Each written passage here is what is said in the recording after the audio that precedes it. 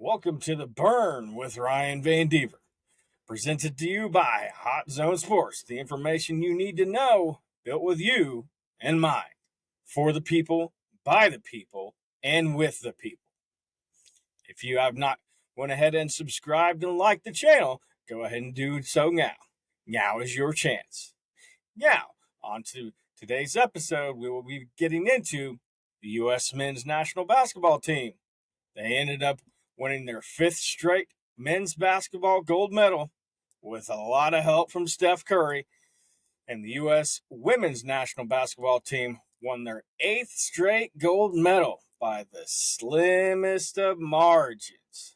Now, we will also be getting into preseason week 1, and we will give our rookie quarterback rankings. I know, it's week 1. And then we will also get into what we learned from preseason week 1.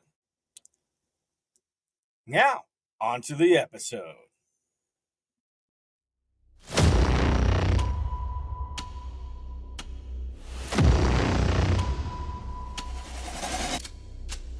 Number 1, Caleb Williams. He was the number 1 overall pick selection. He did not make an appearance in the Pro Football Hall of Fame game against the Texans, as we already know. But he did start this week against the Bills, and Williams played 18 snaps on Saturday. Chicago did a really good job of moving the pocket for him and allowing him to make throws in space. He showed good arm strength, drilling a pass to DJ Moore, who sat down in tight coverage. He completed 4 of 7 of his pass attempts for 95 yards, as well as 13 yards rushing. If you watched him in the game, you saw him hit elite arm power. Now, when you have elite arm power, the sky is the limit for you as a quarterback. The team can do a lot much more with a player like this, just like Favre, Brady, and Mahomes. Another thing, where does he play? He plays in Chicago. He plays in the Windy City. Inclement weather later in the season will always be expected. Also, one of his rivals, that's right, the Green Bay Packers, the frozen tundra. Maybe you've heard of it. And his arm strength is special. His playmaking ability, scrambling out of the pocket, keeping his eyes downfield, and making a play, whether it's a bomb, whether it's 15-yard gains, or just extending the drive and getting a first down. The throw he made to Cole Kmet had to leave you in awe. It left me in awe. You knew he had it in his arsenal because he's made that throw plenty of times at USC. But it's not a throw you would expect a rookie to make. Now, a lot of the big issues with him coming out of USC was he couldn't protect himself. When the pocket broke down, he couldn't do much. Let's not get it twisted here, guys. The problem with USC is their head coach, Lincoln Riley. He does not know how to build a team. And that was completely obvious. How many 7-win seasons is USC going to allow him to have with elite talent before they get rid of his $100 million plus contract? USC could not protect this man at all. Caleb Williams was running for his life 90% of the game. So we don't know what he's going to be. But I can tell you one thing for sure, his offensive line is going to be better than it was at USC. I mean, let's be real. It couldn't get much worse, right? Moving on to number 2, Bo Nix, Broncos. Now, although Jarrett Stidham started the game, Nix was quick off the bench. He was efficient in the best way to describe his professional debut. He completed 15 of 21 passes for 125 yards and 1 touchdown to go along with 17 rushing yards. Nix has played a lot of football. I mean, if you look at it online, all you got to do is see he played 9 years in the college ranks. He's like 50 years old. Yeah, it's not like that. He started at Auburn. He wasn't getting the playing time he needed. He knew there were going to be better chances out there for him, so he transferred to Oregon. But Nix played a lot of football, and that likely has contributed to him coming onto the field looking uber comfortable on Sunday. Granted, it was against the Colts defense. Colts guy, sorry, but, the Colts defense, especially their secondary and their safeties, oh my gosh, is absolutely horrendous. But I digress. We will not get into that. But the Oregon product averaged 5.4 yards per pass attempt, but that was not uncharacteristic of rookie quarterbacks this weekend. It really wasn't. When it came to the rookie quarterbacks this weekend, most of them balled out. There's really one that didn't ball out, and we will get to him here in a little bit. But it wasn't because of his choices. It was because of what his team was trying to do. Number 3, J.J. McCarthy. The Vikings, McCarthy did a nice job sensing pressure and maneuvering in the pocket, just like you're taught to do in college. He did a great job at maneuvering the pocket, but he really did his best play when it came outside of the pocket on play action passes. He really showed an ability from his different arm slots as the situation necessitated. The number 10 overall selection also did a great job of waiting for the second window to throw to in some cases as his targets crossed the field. Now, a lot that I saw, besides that interception, which that could have been really anything. First game jitters, a lot of the nerves, but whatever it was, he threw that pick and he had to own it. But what I did like about the Minnesota Vikings offense, especially the offensive coordinator, is that next series, that first thing they let him do was throw the ball. So they were not afraid to see how many mistakes he was going to make. They were more concerned to see his reaction to the interception. And it's a pretty good reaction if you look at it. Now, McCarthy did have a few errant throws, don't get me wrong, but he did not play with the erratic nature of a rookie. He finished completing 11 of 17 pass attempts for 188 yards, 2 touchdowns, and 1 interception. The interception was late in the game, and the ball was a bit behind, so Jack Jones wasn't able to undercut it.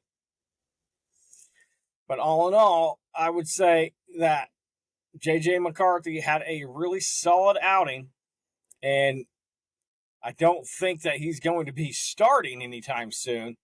I do think that is Sam Darnold's job to lose at this point, but it was a good performance from a rookie quarterback, and you can see the future has a little glimmer of hope for those Skull Vikings.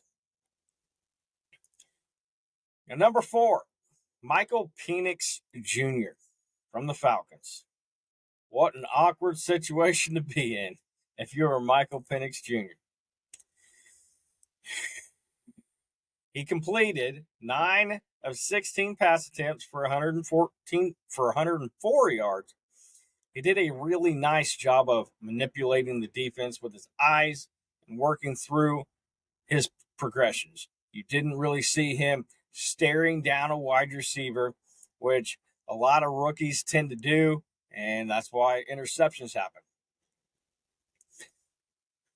But the ex-Washington Husky has shown some similar mental acumen at Washington. And so far, it's translating to the next level. You've heard over the years that the NFL is faster, but this is preseason. You can't really expect a lot from the defenses. So it's going to be a lot of vanilla coverages, a lot of vanilla blitzes. But in this game, there were reasons for optimism. Now, veteran Kirk Cousins, who has that starting job, is sidelined due to injury. So if you really look at this, this is a golden opportunity for Penix to get live repetitions. I don't see this as a situation as to he's going to show the team what he's got. I don't see him starting this year unless, something catastrophic happens.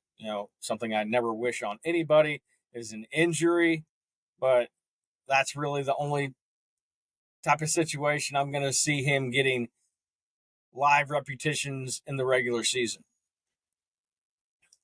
Number 5, Jaden Daniels, Washington Commanders. One thing I will say about Jaden Daniels is he needs to learn how to slide. I liked what the Chicago Bears did for Caleb Williams. They did, if you watched any of that Hard Knocks episode on HBO, no, that's not a plug. That's just what it was on. You saw them pull out the slip and slide, and they were teaching him how to slide. Because if you notice in college, hey, Jaden Daniels has some clips out there, some pretty nasty clips where he's not sliding, he's taking the tackler on head on, and that is catastrophic, especially with his size. His size in particular is a size that I would love to get down to, but I digress. The LSU product got his first NFL start.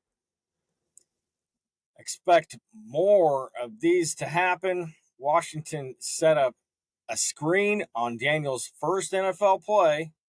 No surprise there. You want to get your quarterback comfortable. And he sailed it over his intended receiver's head. So, getting comfortable off the first play didn't really work out very well.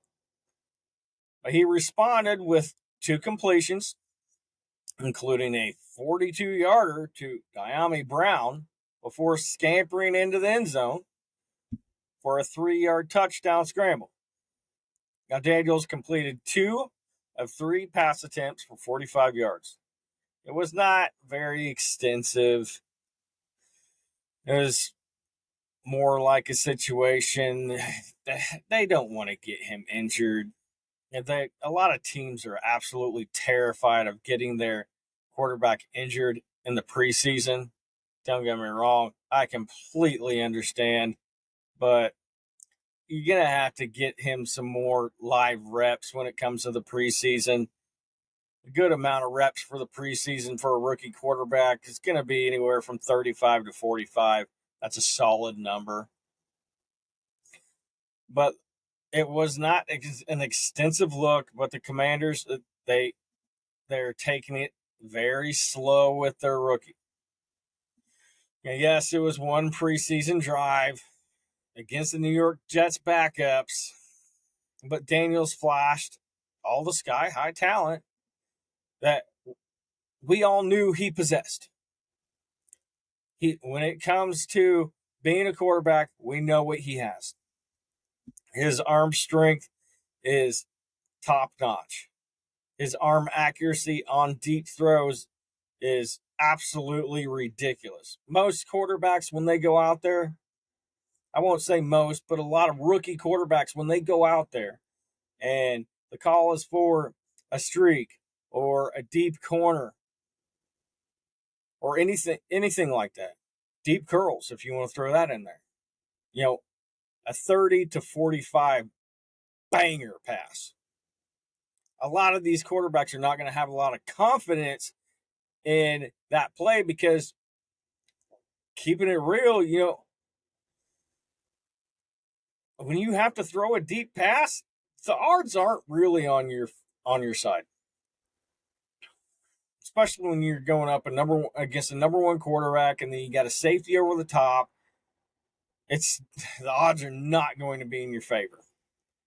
But when it comes to Jaden Daniels, as you saw at LSU, he does not care to rip it. It's like John Daly said, that golfer. Grip it and rip it. Yeah, I'm pretty sure that's Jaden Daniels' mantra. But we knew that he possessed this deep throw talent, and you are going to be seeing a lot of it, I believe. So, NFC East, y'all have fun with that. Anyway, the vibes are good in DC. Better keep on looking out. Number 5 is Drake May. Hold up a sec. That's not number 5. Yeah, it's number 6. I forgot how to count, apparently. It's number 6. Drake May. As a lot of you saw, Jacoby Brissett started the game, and Drake May came off the bench. A lot about Jaden Daniels is comparable to Drake May when it came to playtime. May completed 2 of 3 of his pass attempts for 19 yards. One of those completions was a screen, and the other one was basically a dump off into the flat. It was a relatively uneventful debut for the number 3 overall selection. Yeah, one thing that we do need to get into here. The Patriots have 4 quarterbacks on the roster. 4 quarterbacks are not going to make the roster when they cut it down to 53-man roster. It is not going to happen. No way, no how. Benito. They have Jacoby Brissett, who will end up being the starter for the season. They have Bailey Zappi, Joe Milton, and just like I said, Drake May. Now, as you saw, Zappi played a lot. Now, my feeling on this situation is these other quarterbacks are not going to get a lot of play because I believe that the New England Patriots are trying to show other teams the type of talent Bailey Zappi has, and they're trying to find a trade partner. So that's going to be a struggle for the Patriots. I do believe, like, when it comes to any rookie, you want to give him live plays, live NFL plays, even if it is against backups, because really what you're looking for is to get some kind of progression. You got a young group of wide receivers. You got a young group between Joe Milton and Drake May for the quarterbacks. So you're going to have to build some chemistry at some point. Right now, it's a perfect opportunity to do so, but I also understand the Patriots' willingness to try and show other teams what Zappi is. Trade him for a 7th-round pick. They can be another team's back, or he can be another team's backup. So I get it. I really do. Now, what did we learn from preseason week 1? Let's get into this. Anthony Richardson from the Colts. Richardson looked healthy and poised in his return for the first time since October 8th of 2023. Anthony Richardson took the field at Lucas Oil Stadium for live reps against another team. Another team, not training camp. There weren't many highlights to note, but the 2023 NFL Draft number 4 overall pick, most importantly, looked healthy and comfortable. Statistically, Richardson left plenty to be desired for, going 2 for 4 for 25 yards with no touchdowns, no interceptions, and a 68.8 quarterback rating. Though he did have one that should have been picked in all reality. He also scrambled one time for 1 yard across 2 scoreless drives. Richardson played 7 snaps. There was a very small sample size, but the Colts quarterback showed poise and patience. He wasn't rushing to be hero and make hero plays, but he was taking whatever was given. An eye-popping touchdown throw or a vintage run would have been glorious in front of all of the fans at Lucas Oil Stadium, but the reality was that this was a promising and important step in Richardson returning to form as the future of the Colts franchise. Yeah, I do not want to hear that he was bad or that he went 2 for 4 and he couldn't complete any passes or that the field was wide open for him to run. None of that is the case. The Colts starter hadn't taken a live snap since October. So obviously, anybody that's ever been around any kind of football in their life knows that there's going to be rust that needs to be shaken off. So in this game, that's what happened. Will Levis is not better than Anthony Richardson. We don't know that. We won't know that until the regular season begins. Right now, Anthony Richardson got the first live action that he's seen since last October.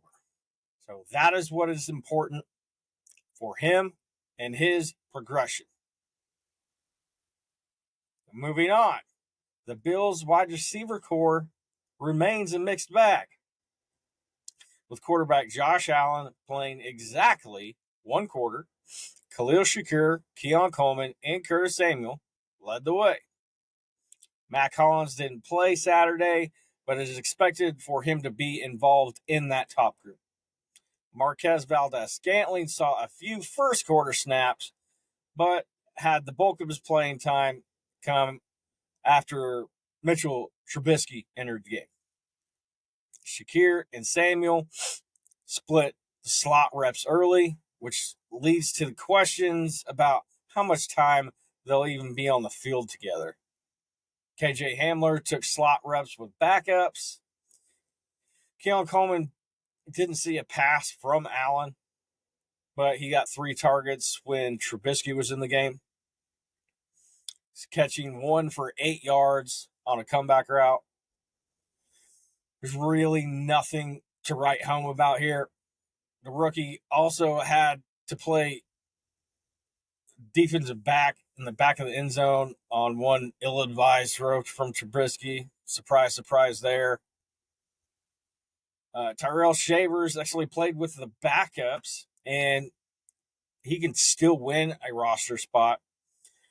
But Shakir led all receivers with 3 grabs on 28 yards, despite playing just 7 snaps. This group warrants attention as things continue to shake out closer to the season opener. One thing that you will want to keep your eyes peeled on is Keon Coleman. They drafted him to be the number 1 guy. And between KJ Hamler, Marquez Valdes-Scantling, Curtis Samuel, even Mac Hollins, Khalil Shakir, they do not have a number 1 guy. So they drafted Keon Coleman for his high ceiling and his potential playability as a number 1 wide receiver. but that remains to be seen. I still think that the Buffalo Bills need to trade for IU. Sue me. Number 3, Sam Darnold. He remains the clear number 1 quarterback in Minnesota.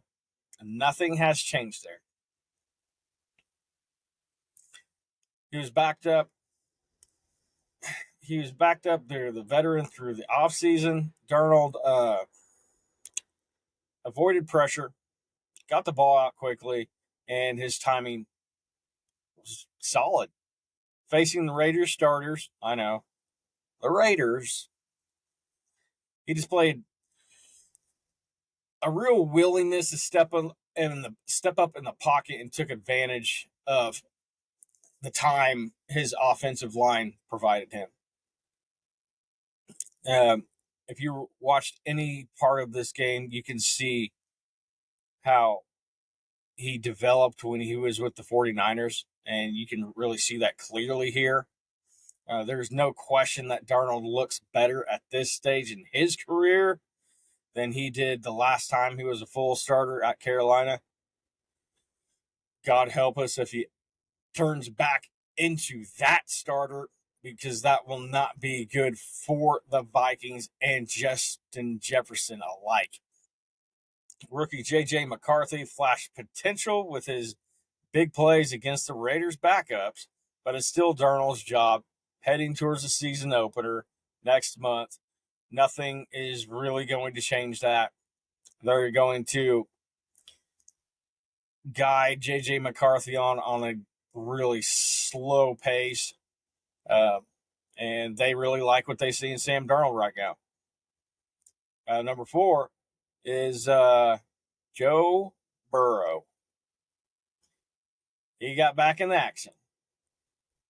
Just like Anthony Richardson, everyone wanted to see how Joe Burrow would look like in his first action since suffering the season-ending wrist injury in Week 10 last year. Yeah, what were the returns? I'll tell you right now, Burrow was mostly very sharp on his one drive Saturday night. Burrow actually looked like himself, which could be a danger for the rest of the NFL teams. He went 5 of 7, passing for 51 yards and a touchdown in his brief outing. And the best part was that he wasn't sacked, hit, or even pressured. Did the Bengals actually find a way to get their offensive line right?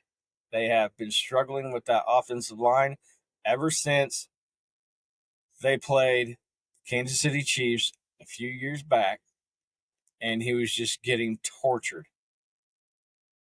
But number 5, Patrick Mahomes and the first team offense took the first series, which lasted a whopping 6 plays.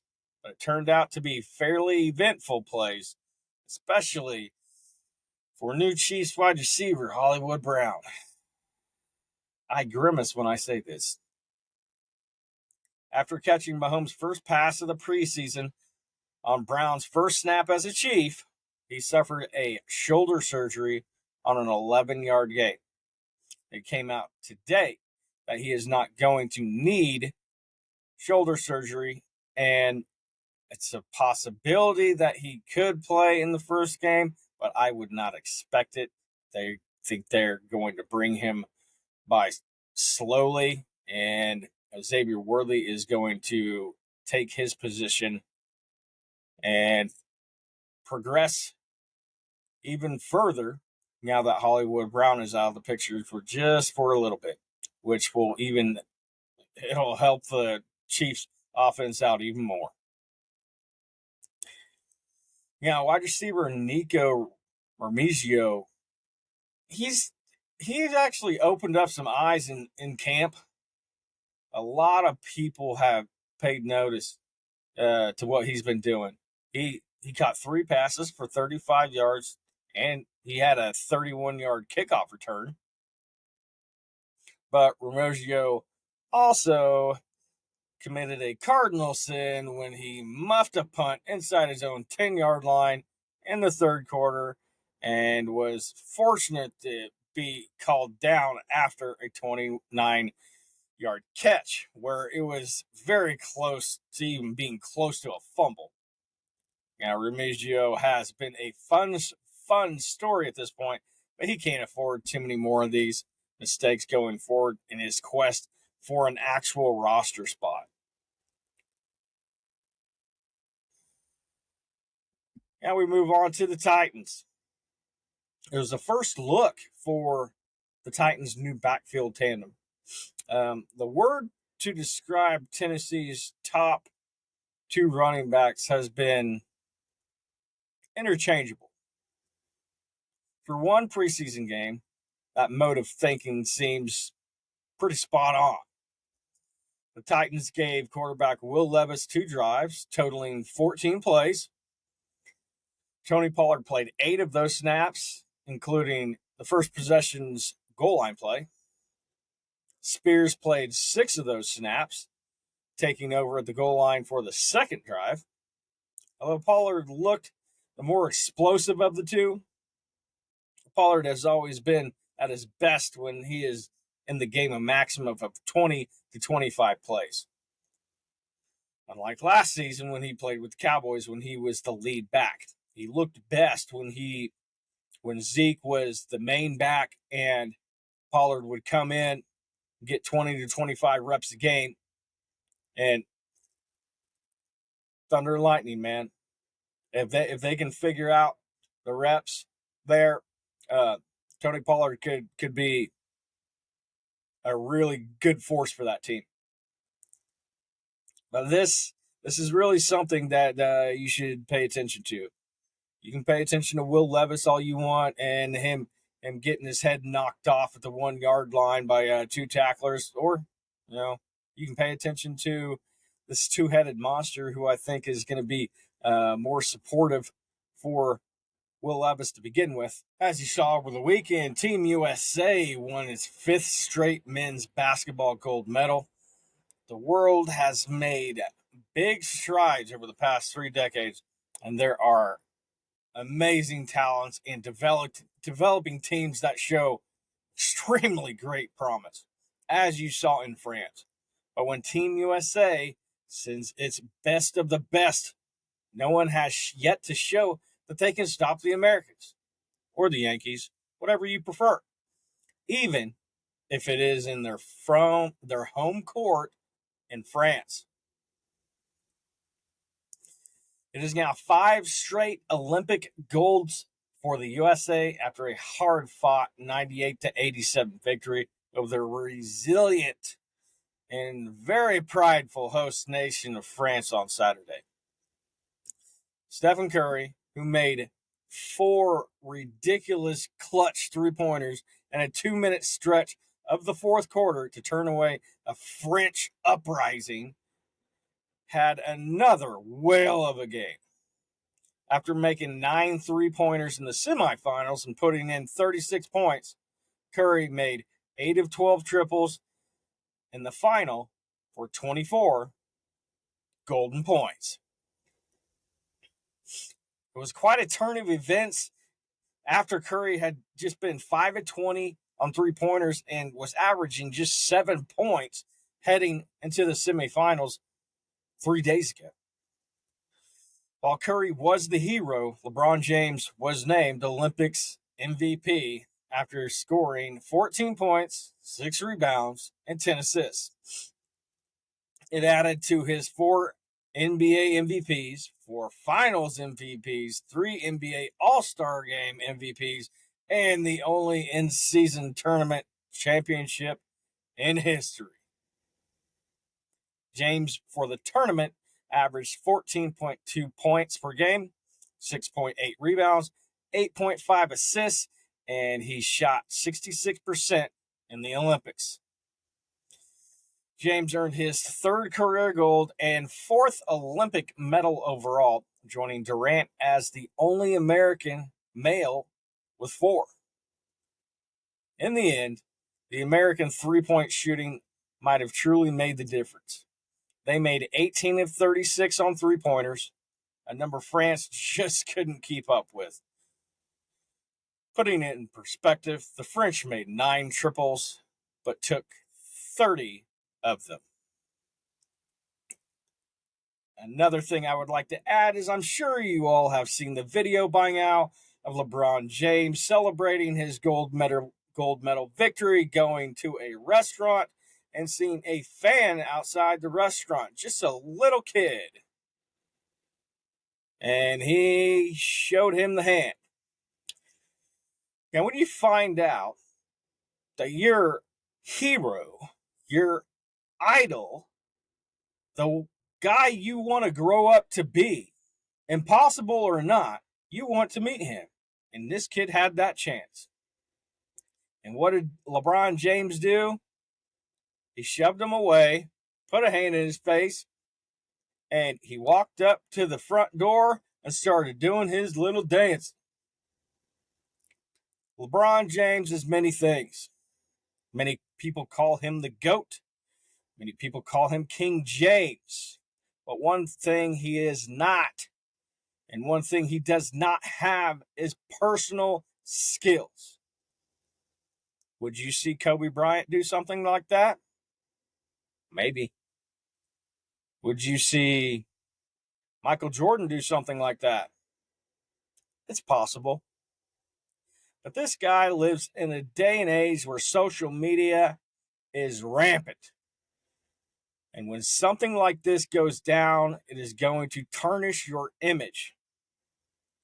I don't know what LeBron James needs to do to rectify this situation, but putting your hand in a kid's face and shooing him away when you are a superstar and you are the biggest superstar in the NBA is not the look that you want. Moving on to the women's gold medal game. The U.S. women's basketball team, man, they went through one on Sunday. But in the end, they ended up winning their 8th straight gold medal in the form of a nail biter. Now, let's go ahead and set the stage. France led by as many as 10 points in the second half over the heavily favored United States women's basketball team, with the Olympic gold medal on the line. No pun intended. The home country crowd was absolutely going crazy. The play, the stakes were sky high, and a place in history was on the line. The Americans rallied to take the lead, but the game's outcome was ultimately going to come down to a final buzzer. Everybody knew this. Just inches prevented overtime. France's Gabby Williams, a former UConn Husky star, banked in a shot from just inside the arc as time expired. The Americans have rarely had to sweat on an outcome in the Olympics, especially during their winning streak that reached 61 games on Sunday. Yeah, that's ridiculous. And by a single point, the Americans battled through one of the toughest games they faced in the Olympics. They won their 8th consecutive gold medal, dating back to the 1996 Summer Olympic Games, winning 67-66. Yeah. It's the most consecutive Olympic titles for any nation in basketball, men's or women's. How did France give Team USA such a hard time? Well, let's get into it. We knew both teams had extremely strong defensive games, but the game turned into a 12-round fight, a slugfest. Their defensive pressure made Team USA the most uncomfortable it had been all Olympics. The U.S.'s 25 first-half points and 10 second-quarter points, yeah, were both lows in the competition, and its 13 turnovers at halftime nearly matched its game average in Paris with 14.8. The U.S. shot 29% from the field. France, not much better. Well, actually worse. They shot 28%. A'ja Wilson was just, man, it was rough. She bricked a series of puzzling layups. Her front court co-star, Breanna Stewart, couldn't connect either. They went a combined 3 for 16 shooting from the field in the first half. It took 21 points, 12 rebounds, and 4 blocks from A'ja Wilson, plus a late bucket from Kalia Copper and a crucial block from Breanna Stewart for Team USA to ultimately pull away from a 10-point third quarter deficit and secure that win over the host country, France, to win gold on Sunday. It was a scrappy and really, one way to put it, sloppy battle. The U.S. shooting just 34% and France just shooting 32%. The Americans committed 19 turnovers, leading to 14 points for the French. The turnovers ultimately kept France in the game. But A'ja Wilson is the best player on the planet. And sorry, Caitlin Clark and Angel Reese fans, it's not even close. The U.S. women's basketball team ultimately ended up with their 8th consecutive medal. Hard-fought victory or not, that's the way it ended up being. This was probably the ugliest U.S. women had looked in, well, forever. And if I'm being completely honest here, they really had no business in winning it. They finished with 19 turnovers, like I said, and 34% from the field. They were 19 of 56 from the floor. But really ended up happening was A'ja Wilson dragged the Americans to the top of the medals podium. And if you can't appreciate that and you aren't impressed by that, I don't know what to tell you, and I don't know what your problem is. But the ratings for this game were absolutely just horrendous. Yeah, you can say one or two things. You can say, oh, it's because of Caitlin Clark. It's because of Angel Reese not being there. And I get that. I really do. But for the Olympics being as televised as it is, I think it might have been because of Caitlin Clark and Angel Reese. Call me a homer all you want, but Caitlin Clark and Angel Reese, and yes, I will package them together because they have both transformed the WNBA with ratings, and they could ultimately end up being the co-rookie of the year in the WNBA. But them together have just skyrocketed the NBA sales, skyrocketed the attendance, and you can go on and on. And I just feel that if they would have been on this team, I mean, really just look at it. Diana Taurasi didn't even play in this game. She has 0 points. So all those Caitlin Clark fans are going nuts right about now. But I digress. And I will say that is it for today's episode of The Burn. Thank you for listening / watching. If you have not subscribed to the channel, go ahead and do so. We're on YouTube. Subscribe to that channel. If you have not turned those notification bells on, make sure to do that so you do not miss a single episode in the future. We are posting shorts on the daily basis, and we are posting multiple podcasts a week. So go ahead and do yourself a favor. Stay in tune with the Hot Zone Sports and the Burn. And this is Ryan Van Dever signing out.